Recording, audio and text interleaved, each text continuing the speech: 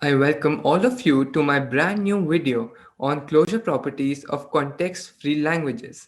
So before we move ahead, let's get back to the basics.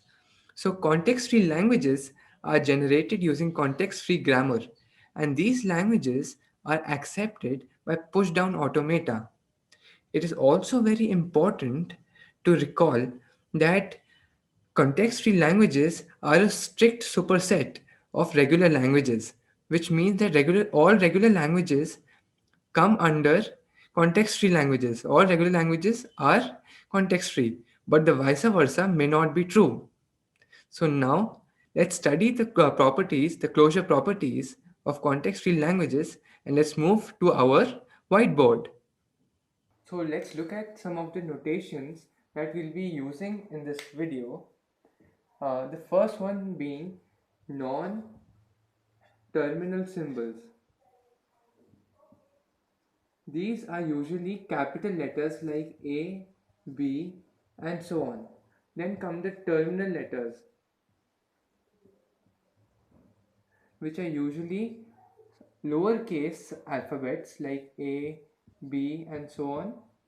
Then comes the start symbol, which we usually take as capital S. Then, and the start symbol is always a non-terminal. Then comes the productions. These productions are used to generate our grammar. They define the rules for generating the grammar. So what is closure property in case of context-free languages? If we have two languages, say L1 and L2, and these both are context-free languages, then we need to know that any operation done between these two, any operation done between these two is also results in a context-free language. If this condition is satisfied, then we say that these languages are close under closure property. And if these conditions are not satisfied, then we say that the languages are not close under closure property. The operations that we'll be using in this video are union, concatenation,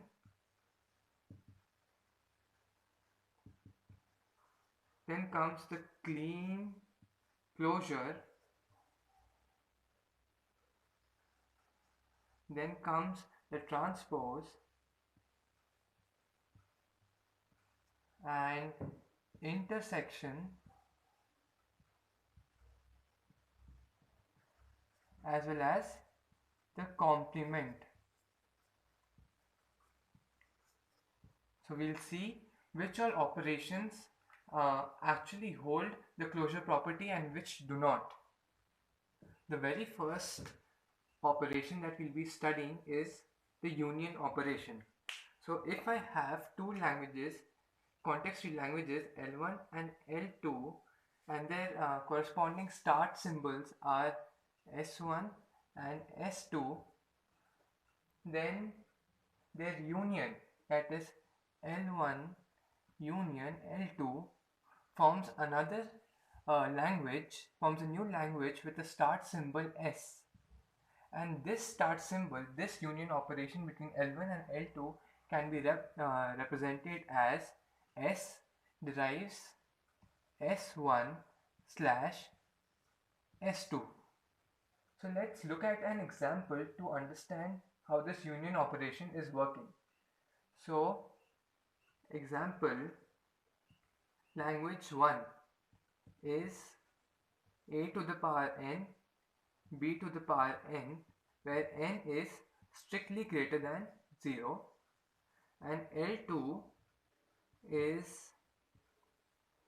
c to the power n, b to d to the power n, where n is greater than equal to 0, then their corresponding languages can be written as S1 derives A, capital A, B, and AB. Why AB? Because it is strictly greater than 0. And S2 derives C, capital B, D and epsilon. Why epsilon? Because here n is greater than equal to 0. N can also be 0. That's why epsilon.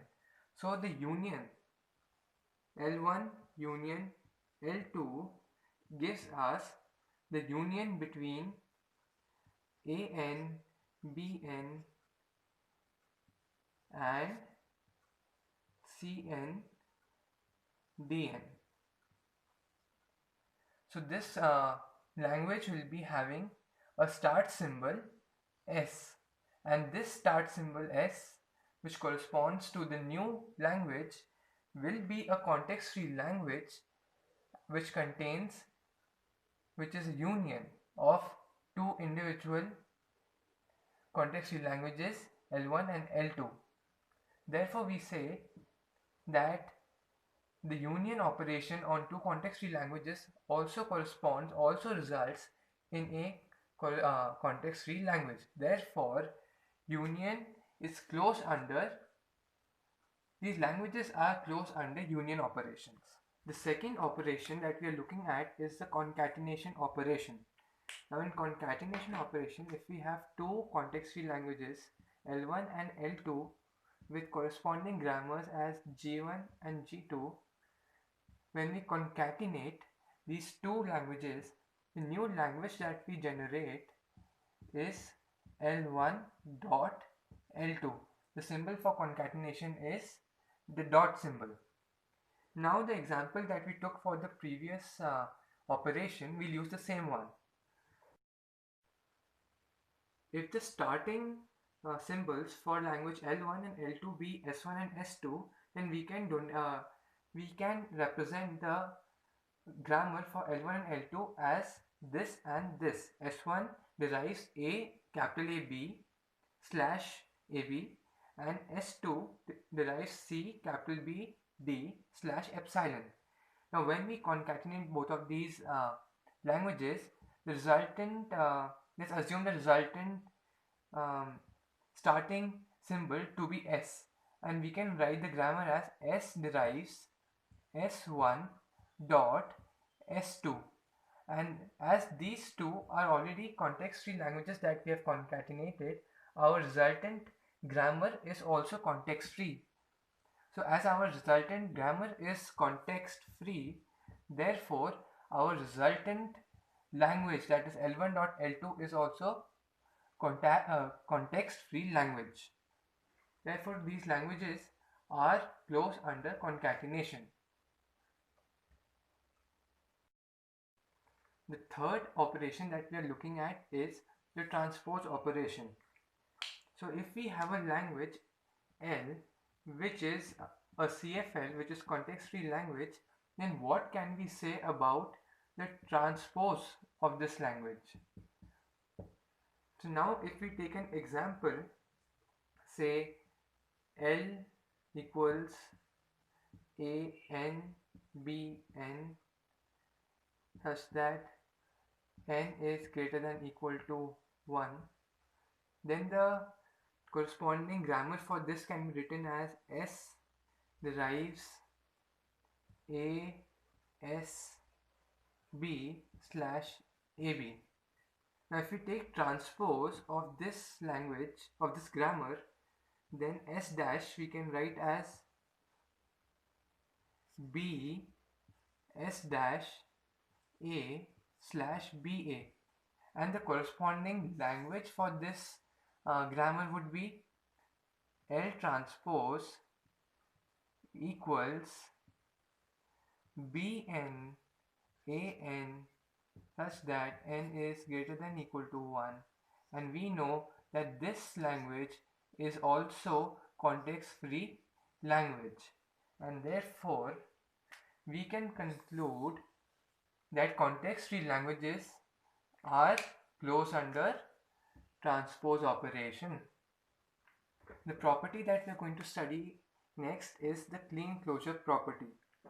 So if we have a language, a context-free language L with corresponding grammar as G and starting symbol S, then now we have to perform the clean closure operation on L.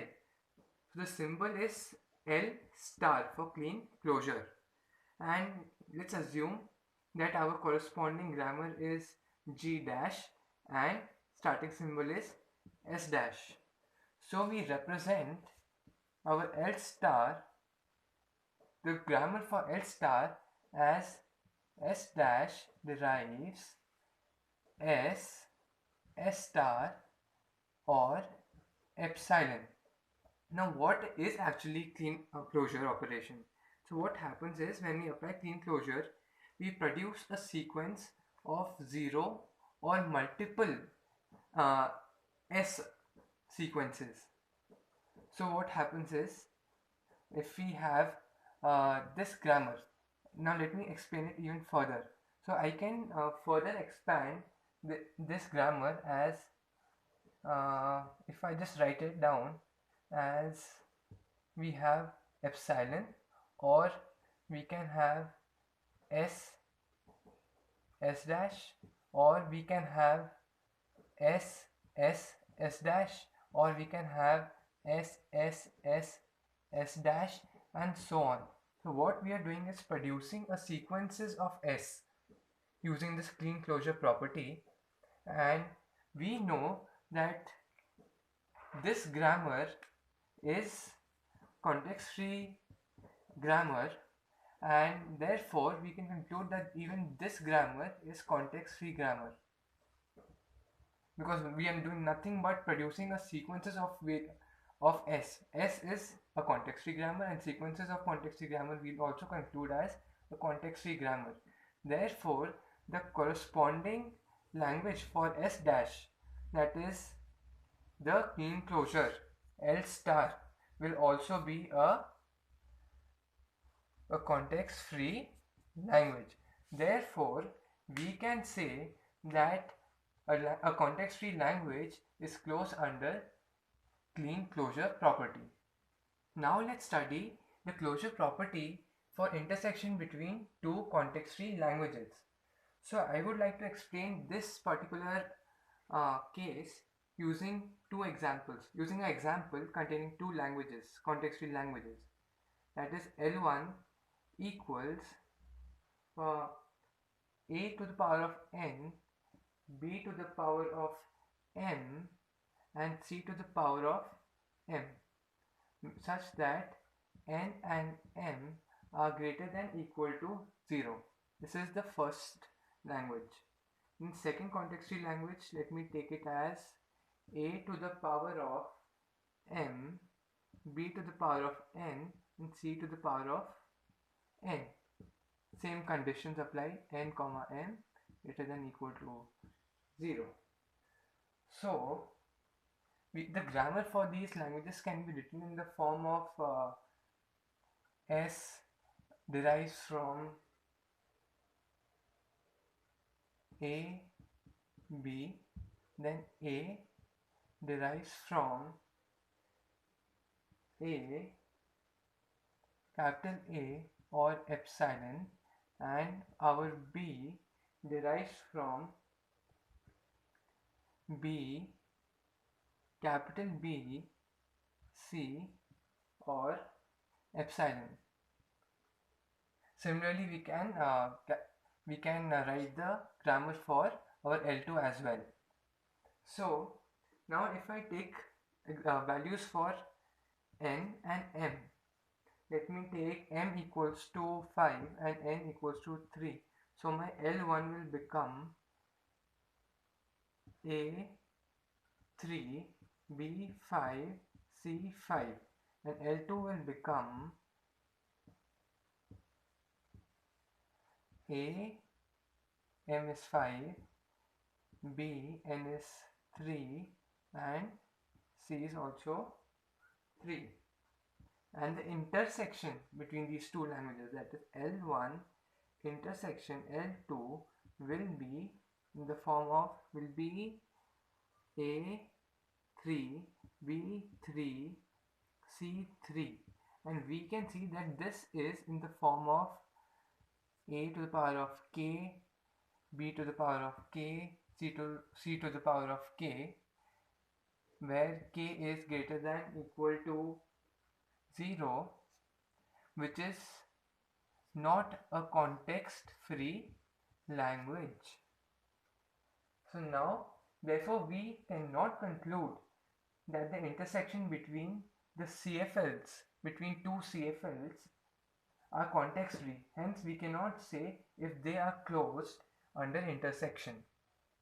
The next property that we'll be studying is the complement property.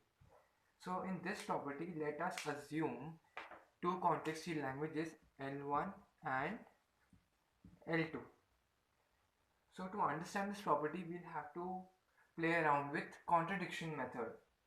So first let me take intersection between these two languages, L1 intersection L2, and using De Morgan's law we can write these as L1 complement union L2 complement whole complement using De Morgan's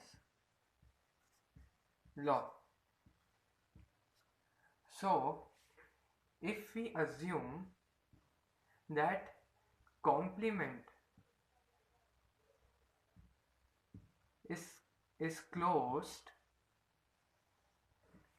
then we can say that L1 complement and L2 complement are context free. Then we can also say, as we have already studied, that context free languages are closed under union. Therefore, L1 complement union L2 complement are also context free. Therefore, we can now also say that L1 complement using union L2 complement whole complement is also context free. But this is contradicting, if we look very carefully, this is contradicting with what we studied in the previous case, that our context free languages are not necessarily close under intersection. If we have two context free languages, it is not necessarily closed. Therefore, due to this contradiction, with our assumption that complement is closed, we can conclude that context free languages are not closed under complementation. Now that we have reached the end of this video, I would like to summarize all that we have studied and concluded. So context free languages are closed under union, concatenation, transpose as well as clean closure, but they are not closed under intersection and complement. I hope the topic is clear to each one of you. If you have any doubts, feel free to write in the comments below. I'll be happy to answer them. Thank you.